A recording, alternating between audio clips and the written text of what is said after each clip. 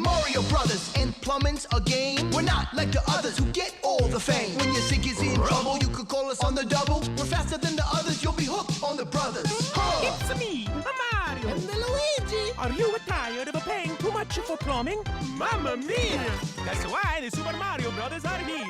To save Brooklyn. And the Queens. And your wallet. Thank you, Super Mario Bros. It seems like the only thing you haven't drained is my bank account. We interrupt this program to bring you...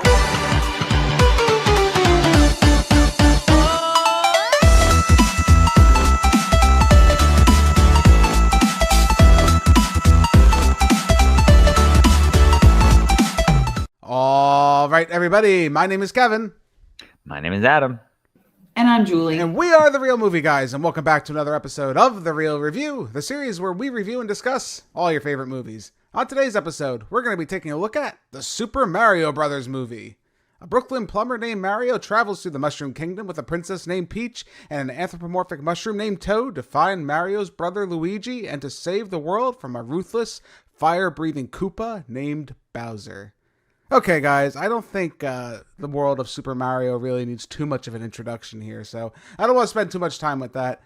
We've wanted a Mario movie for years. I think we've all said, you know, and especially I can say, living through the curse of what was the 90s Super Mario Brothers movie, I wanted something better, clearly. And I think animation was the only way to do it. And sure enough, Illumination got the rights from Nintendo and made the Super Mario Brothers movie. Goddamn, you know, it's not the best movie I've ever seen, but I think it's incredibly fun. I think it's going to capture a lot of audiences' imaginations. Me personally, being a Super Mario fan, it did everything I wanted. It wasn't the most compelling and, you know, oh my god, eye-revealing story I've ever seen. No, but I don't think I expected that from a Super Mario Brothers movie. But as far as what I was looking for, it had all the action, had a lot of heart, a lot of great character moments, some voice acting that really surprised me how good it was. I had a great time with this. So, Adam, let's start with you. Any expectations with this? Were you surprised? Well, what do you think? I mean, we've all played Super Mario games for so long now. I always, you know, it's always been like there, like, wow, you know, can't wait to see him on the big screen. So I wanted it to be good. I guess I wasn't expecting it to be what we got, but what we got was still pretty good, I think. I enjoyed it as well. I mean, I'm right on par with what you said, honestly. Right. And it feels very fan created, right? Would you say, like, I feel like these people really did appreciate the source material for Super Mario, you know, the lore and whatnot, I guess you would say. There was definitely a lot of heart into this movie, I think. Yeah, and again, it's very surprising how good this is, especially for a studio like Illumination, where I'm not really blown away by too many of their projects personally. And I think a lot of their projects probably skew towards a younger audience too, like the Minions and you know, Secret Life of Pets, as Julie rolls her eyes when I say Minions, but you know, those kind of movies, like, definitely, you know, they skew to a younger audience. So I think Mario does do that to some extent, but we'll talk about that a little bit. But Julie, how about you? What'd you think of this one? I had a really good time with this movie. I thought it was fun, fast-paced. I was really impressed with the voice acting, especially one in particular I had zero expectations for. It was just, I think it perfectly encapsulated what I wanted a Mario movie to be. Right, and I think adults are going to have a good time. I think kids will have an even better time with this movie. I think we can all kind of agree, I think to some extent, this movie's very fast-paced. Clocking in at around an hour and 32 minutes. I didn't feel like it overstayed its welcome at all. I felt like that was actually a really good pacing for this movie. If anything, maybe a little too fast at times. Except maybe in the middle, I think it did dip like a smidge as far as where it kind of slowed down. But everything is just fast-paced, like throwing stuff at you. And I think that has a lot to do with like Illumination in general, like I was kind of saying before. They know how to craft movies that are for children. That, again, that is their target audience, so they know how to keep a child's attention. But in a way, I think that works with like a video game character like this, like Super Mario, like where a lot of things are happening, and there's a lot of bright visuals, there's a lot of great colors, a lot of moving parts. You're not really sitting around stirring, having these deep emotional conversations. You're just pushing forward with the plot, and it's giving you what you want. Adam, would you agree with that to some extent as far as the plot's concerned? Yeah, there were definitely some areas where it was kind of like breakneck speeds as to Yeah. the plot going from here to here. Right, like getting from point Um, A to B, right? I think there's like it's like earlier on in the movie when Peach decides to go with Mario to save Luigi. They're like, "Okay, we're going to go to the Donkey Kong country, area." Literally we're there. Like, "Oh, okay. I guess we're not going to have that whole journey. We're just going to show up there."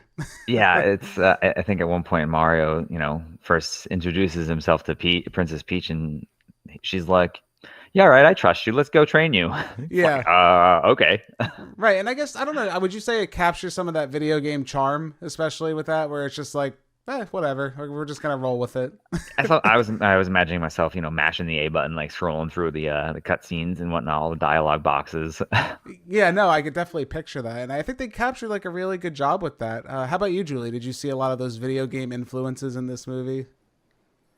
Yeah, I mean, especially even kind of piggybacking off of that, where she's immediately like, "Yeah, sure, join my team, help me," and then like even just the training montage, like I think that took place over like in movie time, like a couple hours, and like okay, and he still failed, and I'm like, oh well, we're just gonna go anyways, like it's fine, we're just gonna keep going. Yeah. So a lot of like abbreviated stuff. Even there's a part later which I felt like was unnecessary, where him and Donkey Kong are like working together in the stomach of some giant fish. Like, I don't know. It's weird. It was very breakneck pace, but there was also like moments where I'm like, I could have snipped that out or maybe elongated something else and, done without other parts. Yeah, it's interesting. I think they made a weird choice that I didn't know if I was gonna like at first, which made me kind of cautious, I think, when this movie started, because the movie actually opens up in Brooklyn. It opens up with Mario in the real world, and he gets transported to the Mushroom Kingdom. So they kind of do like almost like an origin story, of the whole relationship with Mario in that world. And whenever you do stuff like that, I personally get a little worried because you never know how it's really going to translate. We've seen it with the '90s Super Mario Brother movie. We won't get too much into that live action. John Hopkins and all that. But anyway, we're not going to talk too much about that. But they tried something like that, and it didn't really work. But again, this being animated, I think they had a lot more leverage and things to work with. And I think they actually tied that kind of nicely together. I hate to jump into this, but one of my bigger flaws with the movies, as far as the plot, was like the lack of Luigi Mario time that I really think I wanted with this movie. The most of the plot really is just Mario and Peach going to save Luigi from Bowser, and a lot of the theming in this movie. And again, I don't think you need to have this super emotional theme and very powerful, like thought-provoking story process here, but a lot of the theme actually has to do, I think, with Mario and Luigi's bond, their friendship, especially when we get to the finale of the movie, and it kind of brings like this whole thing of them uniting together and standing up to Bowser. It's a Mario movie, guys. I'm not really worried about spoilers right now. But yeah, they unite together and they defeat everybody. But, it doesn't really feel earned. Would you guys agree with that to any extent? Because I think I really wanted more Mario Luigi, because we really only get snippets of Luigi throughout the movie. And the chemistry, and we're going to talk about voice acting a little bit, but the chemistry between Charlie Day and Chris Pratt was actually really good. And I think I would have wanted a lot more of that in this movie. Yeah, I got to be honest. I was wishing for more of that, and I almost would prefer maybe if they cut out the Kong just arc altogether. Yeah. Mm-hmm. I thought that maybe adding them in there was a little bit too much. Like maybe the movie became so inundated with so many characters. Okay. That if they weren't included in that, and maybe they had embellished on a certain other aspects, then maybe it would have been a little bit more of a better fleshed out film. Yeah. I think. And I wonder if you think they had like maybe a checklist they had to kind of get off, because I kind of noticed that, especially with the inclusion of like Mario Kart having to be in this movie to some extent, and the kart selection. Again, I think it's all fun, and I think kids will enjoy it, and they're like, oh, I did a Mario Kart. Like that's kind of what it's there for, but I guess it does hurt the pacing to some extent, and it hurts like the story a little bit to some extent. Yeah, no, absolutely, because like I thoroughly enjoyed seeing the Mario Kart, the origin story of Mario Kart, if you will. Right. Like that was so fun. It was so clever the way that they handled that. But was it necessary for the story? probably not. No, and I think like we kind of just said here, Luigi being included a little bit more into the movie, I think would have been something a lot more important, I think, especially because, again, that bond between Mario and Luigi, we need to see it in order to believe the end. And, I got enough of it, so I guess I kind of, I think they rely on us having that knowledge, too, of knowing that Mario and Luigi are brothers, and I think there is some reliance, and it's also a kid's movie, so I don't want to push it too much because I get it. You know what I mean? It is what it is for what the movie is. But I think I would have just liked a little more of that just because I think those characters are so much fun together on screen. How about you, Julie? What did you think of that? Do you think there could have been something done? Maybe Peach should have been trimmed out a little more because I think she's really a good character in the movie. I think Princess Peach has come a long way than being the princess trapped in the castle like she always is. But I wonder if it did steal a little bit too much time from Luigi for me in this movie. I know it's hard because I do like that twist, not twist, but like of her being empowered and being the one rescuing people. However, I've always loved Luigi, and I especially love Charlie Day as Luigi. I thought he was fantastic. So I definitely wish we had more screen time with him. But I'm torn because I don't know how to fix it. I think that's my issue. Like, without it being like, I feel like we needed to, as an audience, and of course we all know Princess Peach, but I feel like for this movie, like, I don't know, to get her backstory and to see her in charge of the Mushroom Kingdom, I feel like we needed that. I can't think of like a good viable solution for more Luigi. I think without a major rewrite to the script, right. I think that's kind of I don't think we could have just slotted one character for the other and done this cleanly. I think you would have had to have gone for a more classical approach probably, where it would have been Mario and Luigi get trapped in this world. Maybe the Toads need help saving Princess Peach from Bowser, and then the journey kind of ensuing from there. And that movie would have looked totally different, wouldn't have been the same at all. Would have been a better movie. I don't know if I can say that because I think what we got is really good, and I do enjoy that, but I don't know. Maybe there is a case for it. I think you can make the argument for it for sure, but again, what we got, I can't complain. I really do thoroughly enjoy it, which brings me to the part that broke the internet for quite a while, of the voice casting in this movie. You know what, guys? I gotta tell you, Chris Pratt did not blow me away, and I know I'm not the only one, who said that when I first heard him being the voice of Mario. There were a lot of questions there. How the hell was this going to work? Would it work? I got to tell you, it was fine. I think it worked. I do understand the need to change Mario's voice. They do pay nod to the original Mario's voice for all those who are super concerned with it. They kind of explain it away as to why he doesn't speak in a stereotypical American Blama voice. They decide to tie it away. And Chris Pratt's good. I think what Chris Pratt has going for him to some extent, and I wonder if you guys agree, Chris Pratt has a very generic sounding voice to the point where it can kind of slide into anything. I think it works, especially for the audience to kind of identify with the character. He's not great, he's not terrible, but he's serviceable and he can carry the plot forward, I think, just enough for me. Would you guys agree with that, assertion of his voice there? Yeah, I wasn't looking forward to his vocal performance, but he was fine. Yeah, I mean, I take it or leave it. I mean, it just kind of existed. I guess that's true. It's so hard to not hear him as Emmett from the Lego Movie well. That Star-Lord, Jurassic World, it's Chris Pratt's voice at the end of the day. Soon to be Garfield. Exactly. Garfield, kill me. Yeah, but it works, and I think it was a safe choice, and I have nothing bad to say about it because again, it didn't annoy me, it didn't bother me, it was fine, and I think it works for kids, and I think they're gonna have, and that's again, this is the audience. When I'm looking at this movie, I don't know about you guys, but the way I'm really looking at this movie is, are kids going to enjoy it? Because that's the audience. I can have this big, snobby opinion about this movie, and who gives two crap? I'm not really the target audience here. But I do think it does what it needs to do. But I will say again, like I said earlier, Chris Pratt and Charlie Day, I think, had a really nice chemistry together. I really felt they're kind of bouncing off each other when they were acting. Chris Pratt really does feel like a big brother to Charlie Day, kind of with that voice. And I think it kind of worked. I think there was chemistry. Again, wish it was more explored. Anya Taylor-Joy did a really good Princess Peach. I think she's a really great actress. I've really liked her and everything I've seen her in. The Northman was the most recent movie I've seen her in. Quite a detraction from the Super Mario Brothers movie. If you've seen it, you know what I'm talking about. But again, great voice actress in her own right. Keegan-Michael Key, great voice as Toad. He was fun. He was funny. Everyone really worked for this movie. Even Seth Rogen is Donkey Kong. Totally worked. That laugh. You know what? As soon as I saw Donkey Kong, like I picture Seth Rogen's laugh, and it fits in the character. As much as it's annoying and it's a meme at this point, it kind of fits, and I'm not mad at it. But we all have to admit who the real star of this movie is, and maybe that was the one I was the most excited for, and sure as hell did not disappoint, was Jack Black as Bowser, currently breaking the internet with his standout song Peaches, a power ballad about Princess Peach.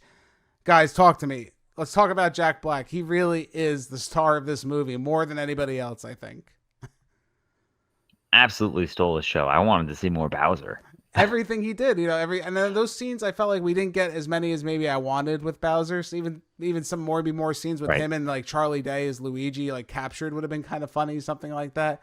Every time he was on the screen, he stole the screen, man. He really did. He did a phenomenal job. Like the amount of emotion that Jack Black put behind his voice was just. There was no comparison compared to everybody else on that cast. It was just no comparison. And the funny part is, you could say everybody else was trying to play that character, right? Like I think Seth Rogen was trying to be Donkey Kong, Charlie Day was trying to be Luigi. I don't think Jack Black was trying to be Bowser. Jack Black is Bowser. Like he kind of like embodied the voice of that character. And Bowser, as we all know from many, many years of playing video games, he's the typical like bad guy villain and doesn't really have much character to him. And Jack Black really gave us a character to Bowser that I didn't know I wanted. Is he a little like washed out here and there? Yeah, a little bit. He's a little sissified at points, and he does show his vicious streak towards the end of the movie, though. You know what I mean? He really does. But again, I really can't say I hated it. I really, really loved Bowser. Again, every time he was on scene, it absolutely worked. Yeah, no, it stole the show for me. I honestly wish we got more Bowser. I really do. Like, give me more Bowser backstory. Like, why is he the king of the Koopas? I would have preferred to see that. Or interacting with baby Bowser or something like that. Give me something. Yeah, that would have been awesome. Yeah, and Kevin Michael Richardson, who played Comic as well. Mm-hmm. I thought that was really funny too. They had some fun interactions with them, like, yes, master, yes, you're so phenomenal, and they're like singing off each other while he's playing on the piano and stuff. Again, I think they took it's kind of, I like to compare it to, and Julie will definitely know the reference too, where they took Robin Williams as the genie, and they kind of animated the genie to Robin Williams' face. Every time I saw Bowser, I saw Jack Black's face in Bowser, whether it was like the eyebrow raise or just like the wicked smile. I felt it in the character, and that's so special to see. That doesn't happen very often, where you can get an animated performance that's so unidentifiable without the other. And I dare say, I think it's going to be hard to go back to the old version of Bowser after seeing this version of Bowser in this movie. He was the Jack best. Black should just play. He should just play Bowser in the video game. Yeah, I think it would work. Even in real life, I think one of them, when they were doing like the press tour, like he showed up like in a Bowser onesie or something like that. Like he was so great. He is. And again, the song Peaches, it's popular for a reason with kids and adults too, and memes and everything. It's a phenomenal, fun song. It gives a dimension to Bowser I never knew I needed. I think the only character that kind of disappointed me was Cranky Kong. I don't know if that was just me being kind of nitpicky. I do like Fred Armisen a lot, but I expected like an older, crankier Cranky Kong. I don't know. Maybe that was just me. I don't know. I tack it on to, I really don't know if the Kongs needed to be in this film. Yeah. So I'm just going to tack it on to that. Yeah, Adam's throwing that in there. He's really dead set on that one. Listen, there was just so much of them where I don't know, I'm going into it because they're not exactly part of the Mushroom Kingdom. It's a fun fact you bring up about things that don't belong in this movie. The biggest issue I had with this movie, more than anything else, the music. I know popular 80s songs are really popular now to throw in your movie, and they're licensable and they're easy and people know them, they're catchy. Adam, they do not work in this movie whatsoever. I think it was just such a terrible missed opportunity to do something fun with the music here. There is a plethora of songs to choose from many, many different games, and they're all right there. They're all right there. But not even that. I think you can make the argument here that if you wanted to have I'm Waiting for a Hero, why not do an 8-bit version of that song? Oh, yeah, of Something course. fun. I would've Incorporate taken it that. into the story instead of just throwing like Take On Me while riding through Donkey Kong. Like, why is this song here? It's so distracting. And, you know, I don't know if kids are going to be bothered by it. More than likely they're not. They'll be like, oh, this is a fun song. Howdy ha ha. I think as adults, I think we're more inclined to notice those kind of things where it's just like, oh, you're just putting in this easily licensable song to this movie that doesn't need to be here. Julie, I know it bothered you too, right? The music in this movie, because the score is phenomenal. When they really do the score, especially the Donkey Kong fight. I know Adam's hating on the Kongs over here, but when they have the Donkey Kong gets knocked out at the end of the fight, they do the doon doon doon doon doon, and he falls down and gets knocked. Like, those are the fun like musical cues I was looking for in this movie, and they can do it there, but then decide not to everywhere else. Yeah, the actual music in this movie really just takes you out of it for sure. Take On Me, I think, is probably the worst offense. It's so unnecessary.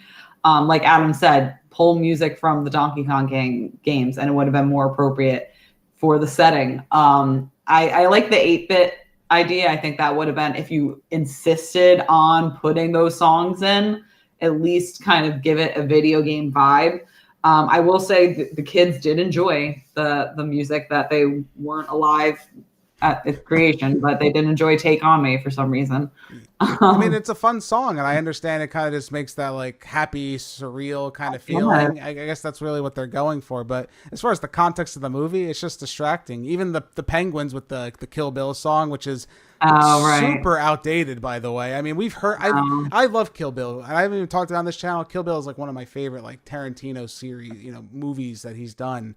And the fact that it's so overly used in every single movie since it came out, it did need to be in Super Mario Brothers movie. I'm sorry, guys. I didn't. It's such a cliche. It is, and it's not a good one. But before we wrap up, the last thing I want to say is the animation we definitely shouldn't not talk about in this movie, because the animation's really phenomenal.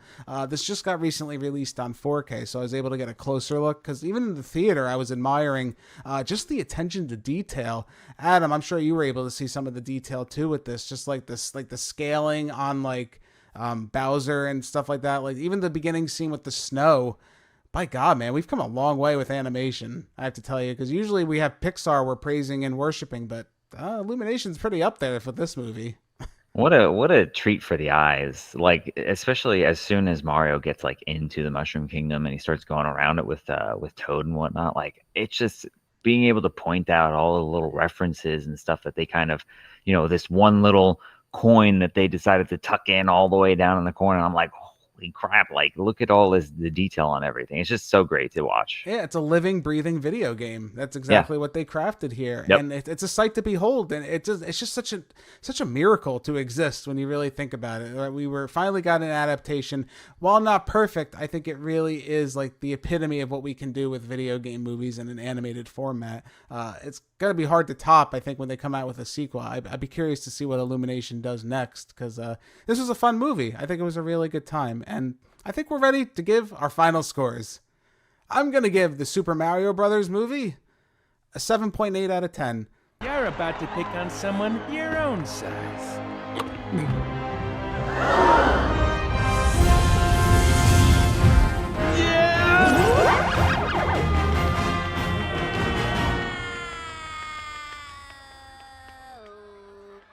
I guess he got the wrong mushroom.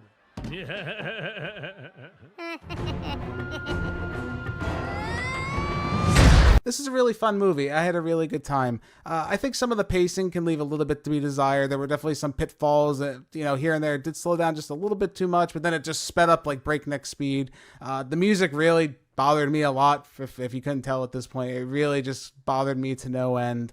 I think this is a fun movie, though, and again, I'm not the target audience, but I think overall, everyone who watches this is going to have a really fun time. If you're a longtime Mario fan, you're going to love all the early Nintendo references that are thrown at you in the beginning of the movie. Even on my, third viewing of this movie, I've had to watch it quite a few times. I saw things I didn't see before, and every time I love going back to the well to see it. Jack Black as Bowser is the best part of this whole entire movie. You're gonna have a good time. Make sure you stay after the credits too. I gotta recommend that. It's a great time. I think Super Mario Brothers movie is fun, and you're gonna really enjoy it.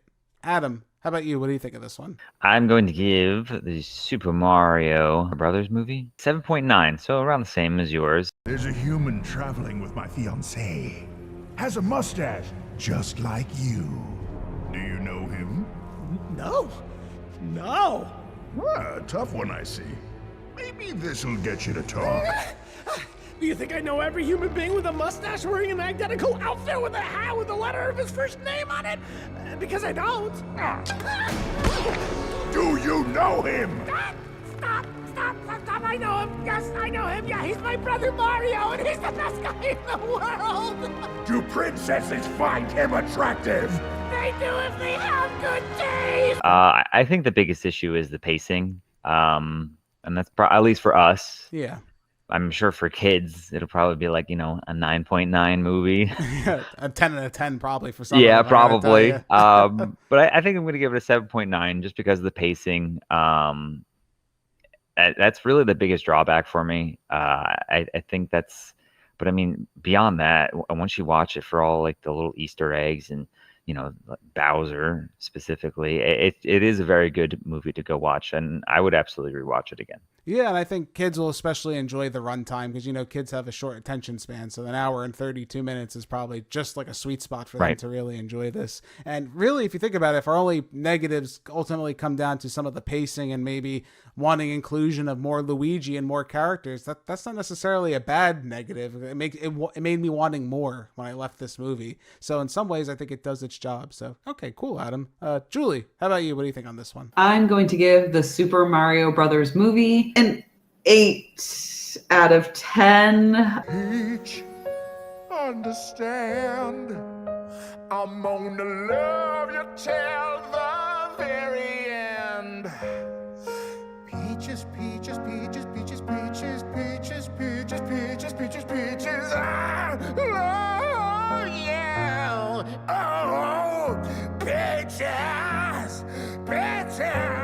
I think Peaches and Jack Black alone bumps it from a 7.9, 7.7 range to that 8, because he really stole the show. He made that movie more again, great movie overall, but you look forward to the next time Bowser was on screen. The pacing needed work, but I do like the overall runtime of the movie. The voice acting was great across the board. I'm looking forward to what they do next. Keep my fingers crossed for Luigi's Mansion. Yeah, this is a fun time to be a Nintendo fan. Nintendo's notorious for not letting their properties ever be licensed to anybody for any reason whatsoever. So the fact that Illumination was able to make something really special out of the material and show to Nintendo that, your characters are loved, and this is one of the highest grossing animated films to date as of right now, if not number one by the time we're said and done, beating out Frozen, which is definitely an accomplishment in and of its own there. It's special, and I can't wait to see what else we get from Illumination, whether that be just more Mario or other Nintendo characters.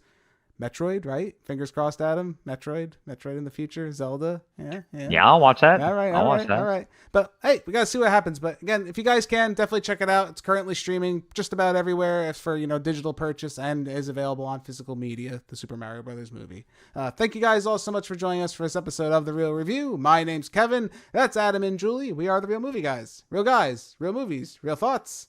We'll see you next time. If you guys like what you've seen here today, consider giving this video a like and leaving your thoughts in the comments below. If you want to stay up to date with everything Real Movie Guys related, make sure to hit that subscribe button and check us out on Instagram, Twitter, and Facebook.